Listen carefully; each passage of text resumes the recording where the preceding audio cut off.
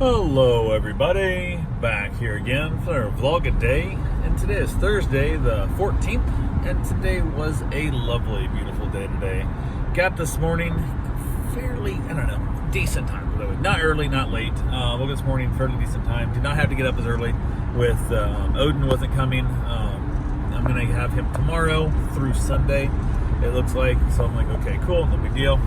Went ahead and got up, got around, got a couple of dogs fed and stuff, got taken care of, ended up hopping in the hot tub like I do, hanging out there, chilling out and stuff. My lovely bride was coming out before she headed off to work, and basically spent a little time out there in the deck with her, the whole thing being all naked and wet, giving her a hard time and stuff and whatever, and kind of laughing and joking. So we kind of had a little bit of a time before she headed off to work. So I got her all finished up, and then she headed off to work.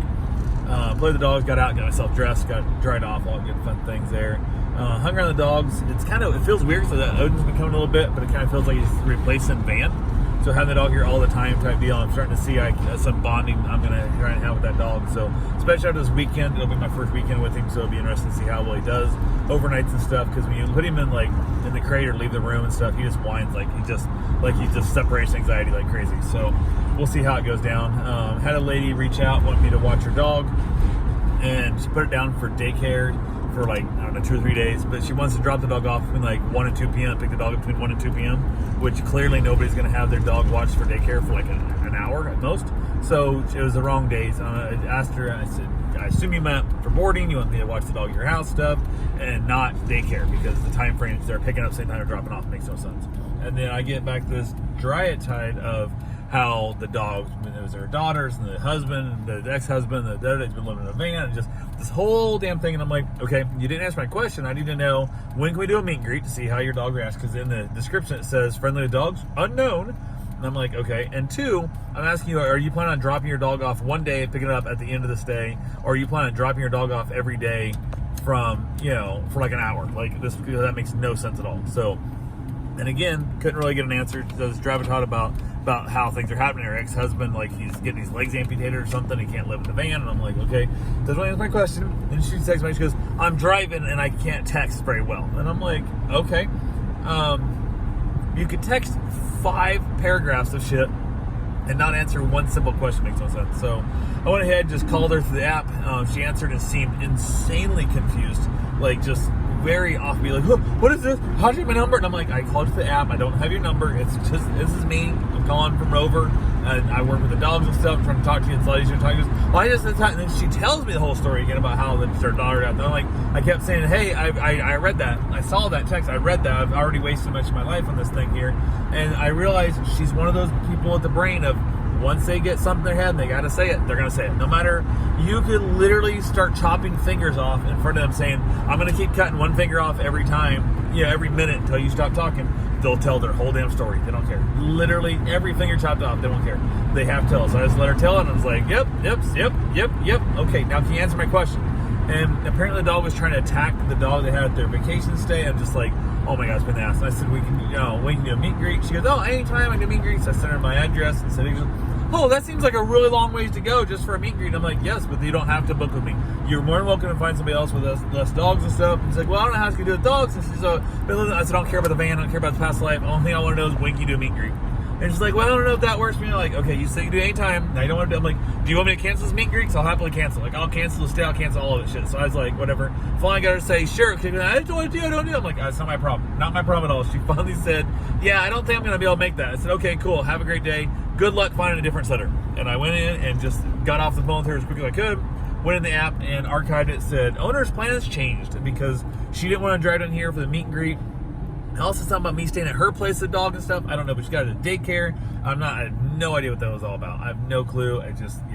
Sounds like she didn't want the dog. It's because the ex-husband, I'm like, I don't care. There's too much drama, too much shit in my life. I do not give a damn. So got that handled, got that all solved and stuff. Hung around with the dogs, played the dog stuff. Kept having to keep the Great Dane from playing because she's got some medical issues. She's growing too fast stuff, so she's getting a lot of pain in her ankles or her knees, whatever, and her front feet are real bad, and joints and stuff. So we're trying to keep her restricted on run around playing and whatnot, and just it sucks because she wants to play. She's a 7-month-old puppy. She was literally 7 months old the day they brought her to me for this day. She was 8 weeks old or 7 weeks old the first time I think I watched her. It was 7 weeks old, and now she's 7 months old, and it's just she wants to play so bad. But the other dog, Tiller, was doing so good. They kept telling him, stop it off, stop yelling, stop running.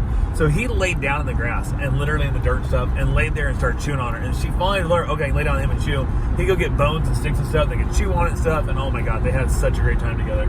And he was such a good dog. I was so happy at how well he did. So everything was good there. Went, got my run in, got my shower, got all that kind of stuff. Ended up having scalloped potatoes and ham. The ham was really kind of gross. I don't know what they got. Some spiral cut something, but it was just flavorless. It was just dull, boring, and flavorless from all main levels. So yeah, that was not a fun thing. But we went ahead.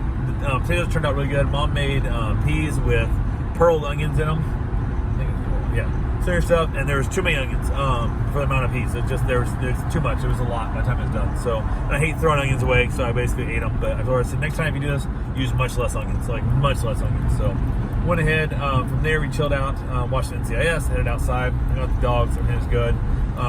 While scrolling around late that night on Facebook Marketplace, I stumbled across a 88 Corvette 4+3 transmission, gray convertible, and or silver gray, what I would call it. And I was like, okay, that's pretty sexy. I kind of like that. So I'm like, okay, cool. I've had a few 87s in the past and stuff. This is the first 88, also the first convertible, but I really like the 4+3 transmission. A lot of people hate it. I'm a big fan of it. So went ahead. I was like, okay, cool. Let's go from there and stuff. Talked to the guy, said, how long have you had it? Instead, came back with, yes, it's still available. And I'm like, I know it's an auto click, but you got to answer my question. And he answered the question. Seemed like a nice guy, really polite. I said, hey, can I look at it tomorrow? And he's like, well, I got people coming. I got like 4 people lined up to look at it and stuff. And I'm like, I know they're all driving in long ways. I'm right here in the shores. Like, I am literally right. I'm like a mile from your house, not even. Like 0.7 miles from your house and stuff. We're right there. You know, I can be there at 7:30 in the morning. So I know I have the dog getting dropped off anytime. So I can't until 8:30. Got it. I said, okay, that's fine, whatever. I said, let me reach out to me in the morning. I said, absolutely, 100% will. So on my run this morning, or, you know, I figure I'll go run in the morning and run by and see if I can spot the car as the garage door's open, kind of thing. If he's up, I'll talk to him. If not, I'll just worry about it. But so my plan is to hang around until I can get to look at that car. Because if I go up to take the dog back tomorrow, so I'm taking Kai back tomorrow up to Ormond, and then once we do that, I'm going to go on up to Port Orange. I'm going to go up to Ormond to work on the father-in-law's house also, and it'll be late in the day, and I'm afraid Mills will get there and see the car before I get there. So that's my goal, is to get there before anybody else gets there. That's my goal. So that's my plan for tomorrow. But yeah, I was excited about it. Counting some money, I'm a little short for cash, so I got to figure out. I hate going to the bank, pulling out money just to go buy something that I'd never end up buying. I got to put it back in the bank. It looks stupid. Like, why'd you pull out? Why'd you pull out $9,000 and then 36 hours later put in $9,000? It looks like I'm like washing money or some shit, and it drives me nuts. So I might just might as well go to partial money. Then if I buy it, I'll basically go to the bank or whatever and stuff and go from there. But we'll see. So anyway, that's all I got for right now. I will talk to you guys tomorrow. Have yourself a safe and wonderful day. Thanks for watching.